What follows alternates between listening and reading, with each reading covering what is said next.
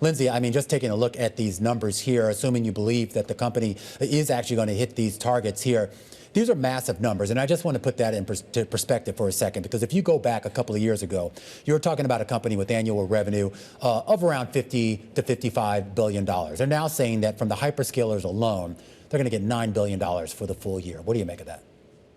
Yeah, I mean, it's really impressive. I think it was 7 quarters ago that they had zero revenue from AI infrastructure sales. So it's definitely a company that has evolved over time. That outlook that you mentioned, I think that's a huge boost to the stock today. I mean, it was already above $100 when we closed, and now we're up another 10% or so. So I think that the outlook is good. The gross margins were good because that was the worry last quarter, remember? We want to hear a lot more about memory cost and how they're managing that. And hopefully we're seeing gross margins stabilize. It seems to be the case when I looked at the guidance within the press release, but definitely want to hear more about that from management on the call. But wow, this was a blowout quarter, and it looks like more growth is on the way. Well, and to that point on more growth, I just point out another headline, and this has to do with the idea of the company actually restructuring. Normally, that would be a bad thing, but this is clearly a restructuring plan, and I'm just going to read it directly from that, to sort of reinvest in key growth opportunities, including silicon optics, security, and artificial intelligence.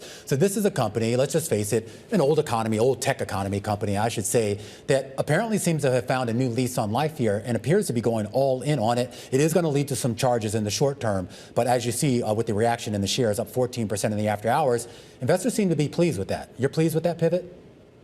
Yeah, I'm pleased with that pivot, but it is something that we have to keep an eye on, because let's not forget, one component of this company's business is services or security and software, which has higher margin than the AI infrastructure Silicon One product. So we do want to keep an eye on what that mix looks like, because that's what's part of what has impacted margins in the last couple quarters, in addition to obviously memory cost has been a huge component. And you know, I think the other thing is we're looking for memory costs to have peaked and come down. That, though, could be a sign that, you know, AI growth has also peaked. So it's you know, I think we've got room to run, especially from what we're hearing today. But there are some nuances to the story that we do need to keep an eye on, Romaine. Well, it's interesting that you bring up memory. That's where I wanted to go. And you think back to 3 months ago, basically Cisco coming out with that weaker than expected forecast for profitability.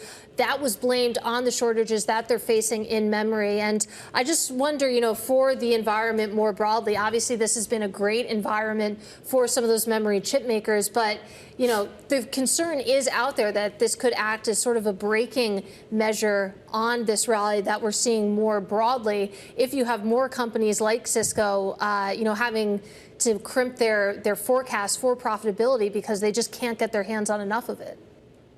Well, the good news about Cisco is that they have been able to increase pricing, and that's still working its way through the system, and they've been able to renegotiate their contracts. And they've talked about this on their earnings call in the past, that their customers understand the situation with the memory environment and the cost pressures that they are going through. So there's an understanding there. Of course, Wall Street doesn't want to see margin compression. We want to start to see a stabilization, which is what we were promised in this 3rd quarter. That they've just reported, and we want to start to see that stabilize into the 4th quarter and hopefully increase, because as you know, it's all about profitability at the end of the day. Absolutely. And some more color here when it comes from Cisco. This coming from a blog post from the company, actually, that they're going to cut less than 4,000 jobs. That is fewer than 5% of their workers. Just a little bit more detail there. And Lindsey, it's interesting. I mean, you and Romaine were discussing the hyperscaler spending. Of course, that is one of the reasons why we see Cisco shares now higher by 13% after hours. But, you know, you think about this market more broadly, and we were talking about the B2B spend, how that is really benefiting a really small part of the S&P 500. And then you think about what's going on when it comes to the economic landscape, when it comes to inflation, the questions about, you know, whether or not companies have pricing power left, that's hitting the consumer-facing names. And I wonder, when you add it all together, whether you see the stock market becoming even more concentrated at the top, even more bifurcated than it has been.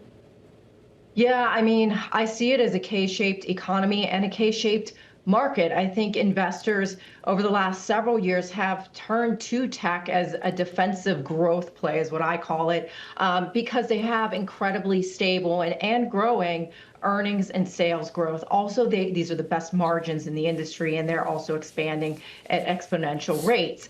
So I think that you see the market really, turning to this part of these industries, these sectors, the AI trade right now. And that's the part of the market that has really been moving higher, and in addition to energy and materials, since the Iran war took off. But then you look at the consumer, you look at the inflation numbers that we got today, and there's good news, bad news there. It's not demand driven, but the supply side of it really does impact the consumer in terms of gasoline prices. That crimps their wallets, and we've had some fiscal offsets here.